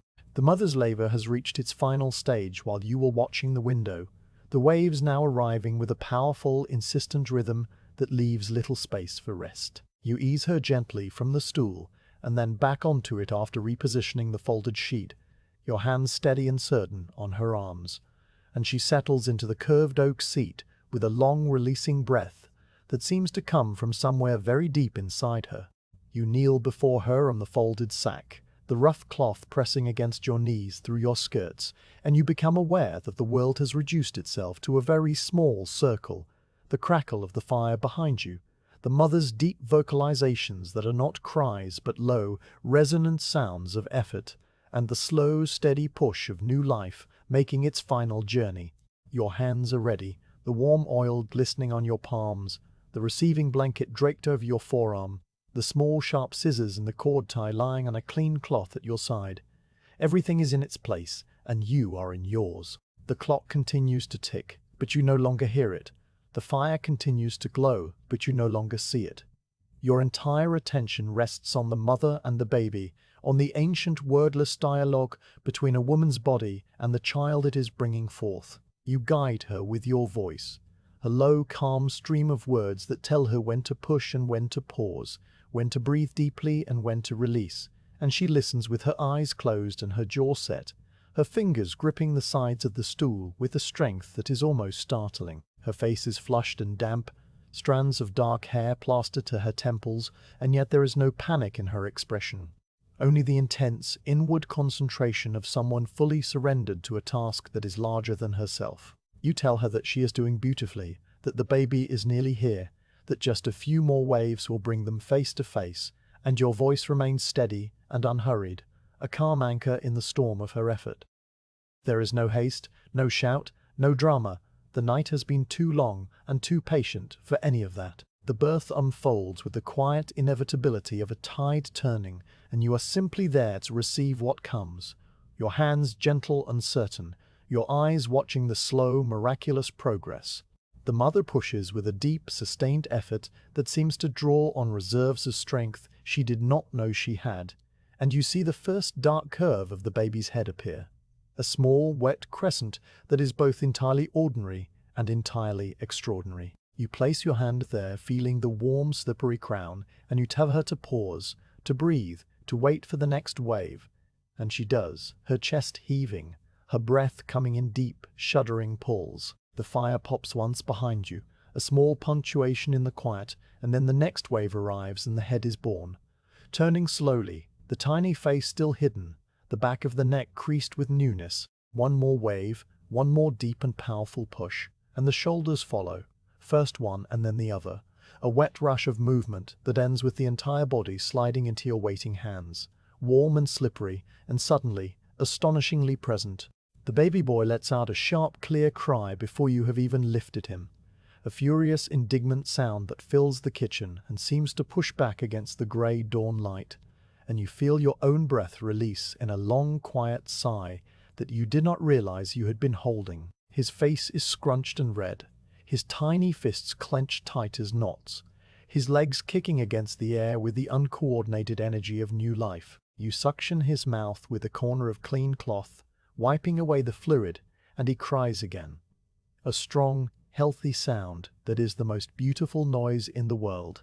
You wrap him immediately in the warm flannel receiving blanket, the soft wool enfolding his wet body and drawing the chill away, and you hold him close to the fire for a moment, letting the heat of the hearth wash over him. The clock, which you had ceased to hear, announces itself again with a single tock, as if acknowledging the new arrival, and the dog, who has been lying quietly by the door, lifts his head and sniffs the air, his tail giving a slow, deliberate wag. The mother reaches out with trembling hands, her face transformed by a radiant stillness that has replaced the intense concentration of moments before, and you place the baby gently against her chest, his warm body settling into the curve of her arms, as if he has always belonged there. She weeps without sound, tears sliding down her cheeks and dropping onto the flannel blanket, and her lips move in words that might be a prayer or a greeting, or simply the baby's name, spoken for the first time into the quiet air of the kitchen. You cover them both with a soft woolen blanket, tucking the edges around her shoulders and his small body, and you feel the first real smile of the night touch your own lips, a slow, quiet expression that comes from somewhere deep inside you and asks for nothing in return. The mother looks up at you, her eyes luminous in the grey light, and she whispers a thank you that is barely audible, a single word that carries the weight of everything she cannot say. You nod and touch her shoulder gently, then turn to the practical tasks that still remain, the afterbirth, which arrives with a second, smaller wave while you wait patiently. The cord, which you tie and cut with the small sharp scissors, the blades making a clean, soft snick. The linens, which you fold and set aside for washing. The mother, whom you help to the bed after cleaning her with warm water and fresh cloths, her body exhausted but whole, her face peaceful. The baby stays on her chest, his crying now settled into small mewing sounds, his eyes tightly closed, his breathing a tiny rapid flutter that you can see in the rise and fall of the flannel blanket. The lamp still burns, its golden teardrop unchanged, but the fire has burned low again, and the kitchen is growing cooler. You add another block of peat, watching the familiar cracks of light spread across its dark surface, and then you pour a cup of the raspberry leaf tea for the mother, holding it to her lips while she drinks in small, slow sips. The grey light at the window has brightened by a few degrees, no longer a mere dilution of the black, but a true, pale illumination that reveals the bare branches of the poplars and the frost on the cabbage leaves in the garden. Outside, a bird sings a tentative note, a single clear phrase that hangs in the cold air and then fades, and you think that this is the first bird of the morning, the one that always sings before the others, testing the silence to see if it is safe. You listen for a response, and after a long pause, another bird answers from somewhere farther away, and then a third joins in, and the slow chorus of dawn begins to build. You clean the room with slow, methodical care, wiping the birthing stool with a cloth dipped in warm water, folding the used linens into a neat pile for the morning's washing, emptying the basin into the slop bucket that stands beside the door. The placenta, wrapped in flannel and set aside in a covered bowl, will be buried in the garden later, beneath the young apple tree where the soil is rich and dark. You pour fresh water into the basin from the kettle and wash your hands thoroughly, working the soap between your fingers and rinsing them in the warm water, and then you dry them on a clean cloth that hangs from its hook. The dog rises from his spot and stretches again, a long, luxurious extension of his brindled body, and then he pads over to the hearth and lies down closer to the fire, his heavy head resting on his paws with a sigh of deep contentment. The mother has closed her eyes, her breathing now slow and even, the baby still cradled against her chest. You check the swaddling bands which have been warming by the fire, and you help her wrap the baby more securely, teaching her with quiet words and gentle hands how to fold the flannel over his small arms and tuck the ends beneath his body. He protests briefly, a tiny squeaking cry, and then settles into the warmth of the swaddling with a sigh that seems far too large for such a small creature. You adjust the blanket over them both, smoothing the wool one last time, and then you step back and let the silence return.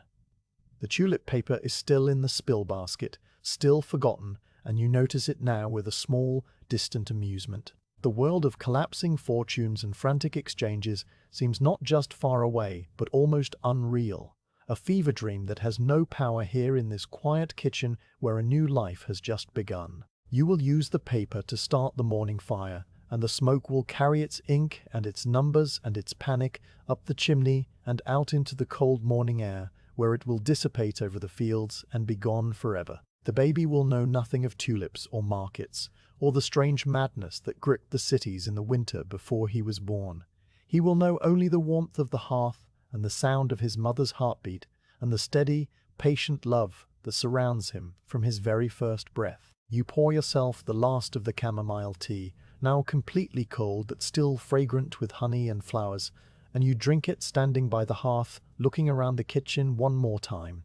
The clock tocks on, the fire glows, the lamp flickers once and then steadies, and the grey light at the window continues its slow, inevitable brightening. The night is over, the vigil is complete, and the house settles into a new kind of peace, the peace that follows a safe delivery and a healthy child. You will stay a little longer, until the father returns from the barn or the grandmother arrives from the village, and then you will wrap yourself in your woolen cloak and step out into the cold morning, walking home along the frozen lane while the sun rises over the polders. But for now, you are content to stand here, to listen to the quiet sounds of the waking house, and to feel the deep, quiet satisfaction of another birth well attended, another mother safely delivered, another child welcomed into the world by the warm light of a winter hearth. You clean the room with slow, methodical care, your movements carrying the gentle satisfaction of tasks performed at the end of a long and meaningful vigil.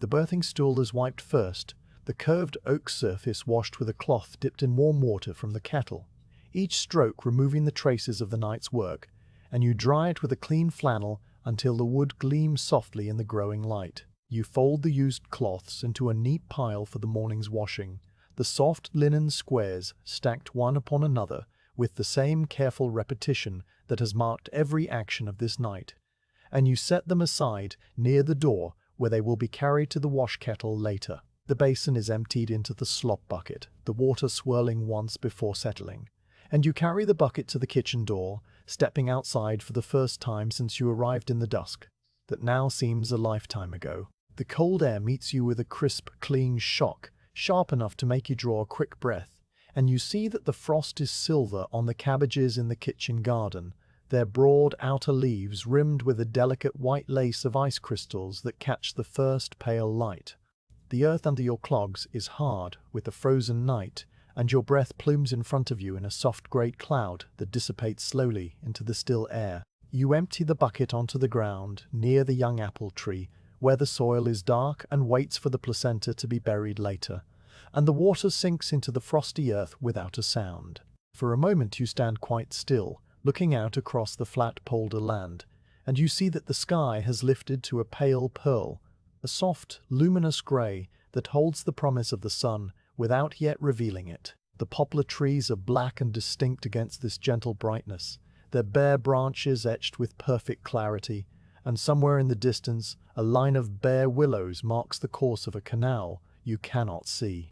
The world is quiet and clean and new, as if the long night has washed it completely, and you feel the cold on your cheeks and the warmth of the kitchen still lingering in your woolen cloak, and you are content. The church bell rings for lauds as you step back inside, its note distinct and close, a clear bronze voice that rolls across the fields and enters the kitchen through the cracked window. You hear it as a familiar sound, the same bell that rang the evening angelus when you first arrived, and its morning song seems to complete a circle that the night has slowly drawn. You close the door firmly, shutting out the cold, and you return to the hearth where the fire is burned down to a bed of glowing coals that still hold their deep, steady orange. The kitchen is warm again after the brief opening of the door, the heat settling around you like a familiar garment, and you hang your cloak on its hook and turn to the next task. The porridge pot is a heavy iron vessel that hangs from its own hook near the fire, and you lift it down and set it on the flagstones while you build up the flames.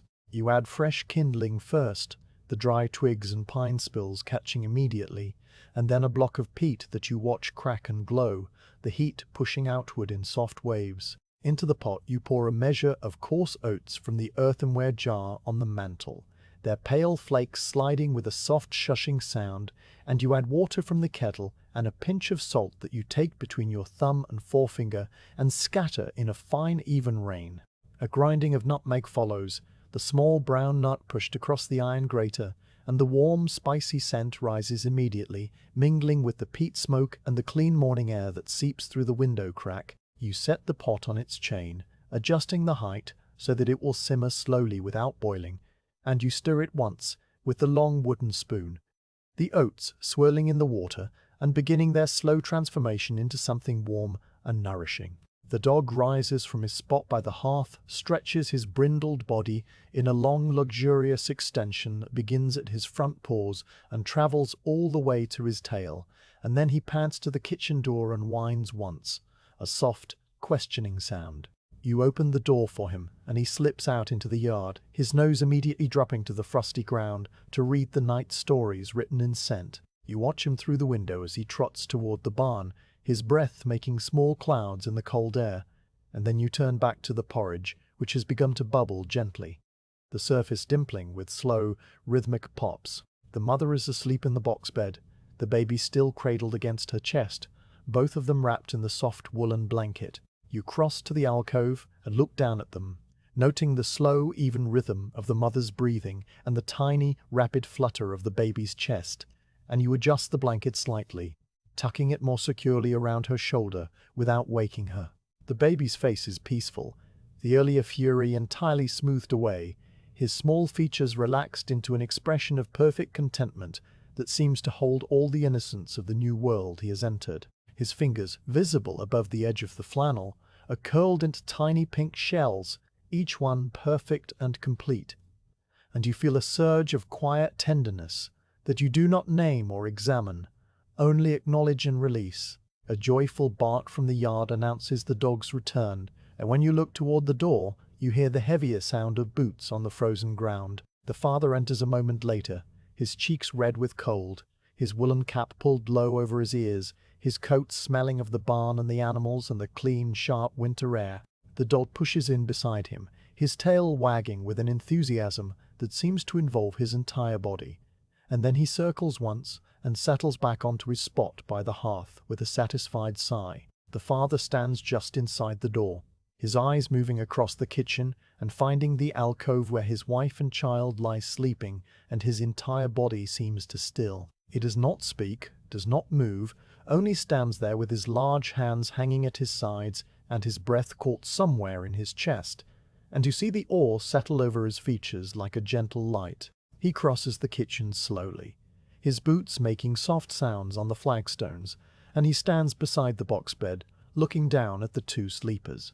His hand, rough and red from the cold, reaches out and rests gently on the tiny cap of the infant's head, the wool of his finger dwarfing the small skull beneath, and you see his jaw tighten and his eyes glisten before he blinks and looks away. You pour him a cup of hot ale from the pewter jug that has been warming near the hearth, the steam rising from the dark liquid, and you press it into his hands. He takes it without speaking, his fingers wrapping around the warm cup, and he drinks slowly, his eyes returning again and again to the bed, as if he cannot quite believe what he is seeing. When he finally speaks, his voice is low and rough, a single word that might be the mother's name or might be a prayer, and you nod in response, understanding everything he cannot say.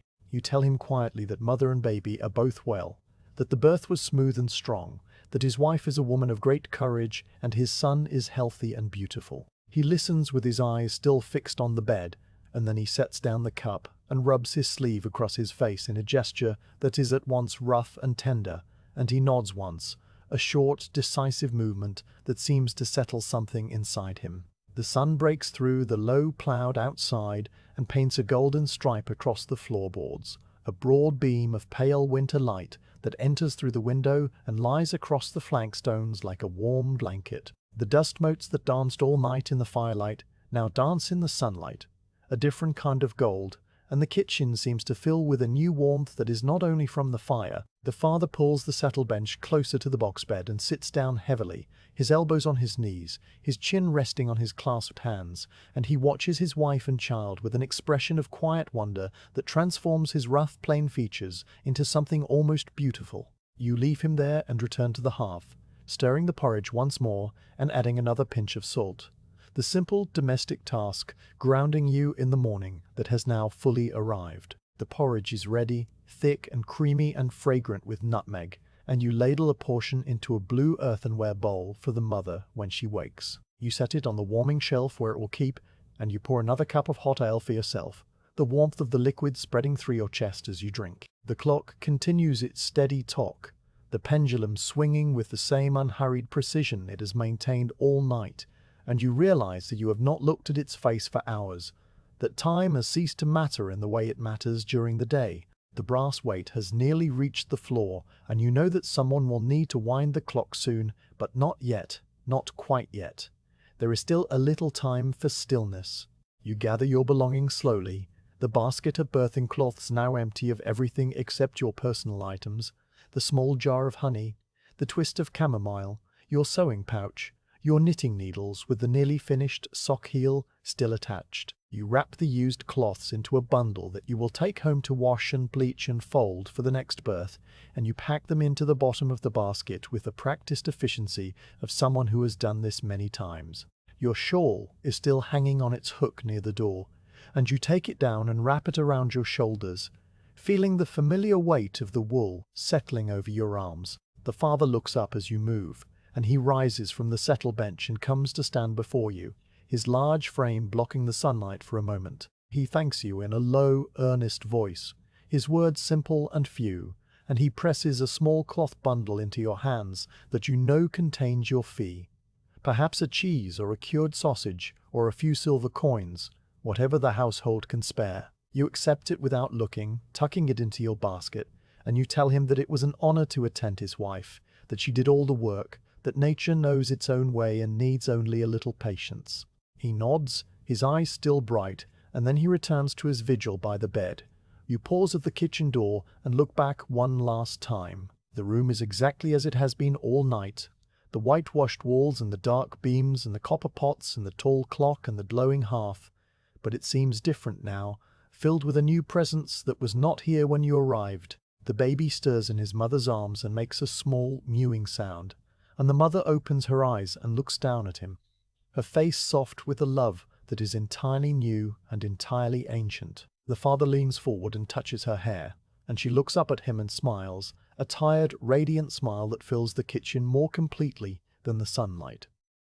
You step quietly out the door and close it behind you, leaving them to their first morning together. The lane is frozen under your clogs, the ruts from yesterday's carts now hard as iron, and the frost still lies thick on the grass verges and the bare hedgerows. Your breath makes small clouds in the air, and you pull your shawl more tightly around your shoulders as you walk, your basket bumping gently against your hip.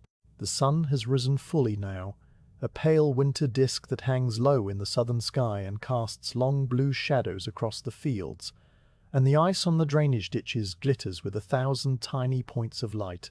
In the distance, smoke rises from the chimneys of the village, straight columns of pale grey that climb into the still air, and you can hear the faint sound of a dog barking and the lowing of cattle being led to water. The world is waking up, the long night finally over, and the ordinary business of the day is beginning. You think about the night that has passed, about the quiet hours by the hearth and the slow patience of the labor and the miraculous ordinary arrival of the baby boy, and you feel a deep, quiet contentment settling into your bones. The tulip paper that brought news of the market crash is now a twist of ash in the morning fire, its panic and its numbers reduced to smoke that has already drifted away across the polders, and the world it represented seems very far away and very unimportant. What matters is the warmth of the hearth and the strength of the women and the steady, patient love that attends every birth, and those things will continue long after the tulip mania is forgotten. You walk on along the frozen lane, your steps slow and steady, and you look forward to your own small cottage and your own warm fire and the brief, well-earned rest that awaits you there, where you will sit on your own stool and close your eyes and listen to the clock tick on, steady and undisturbed as it always has and always will.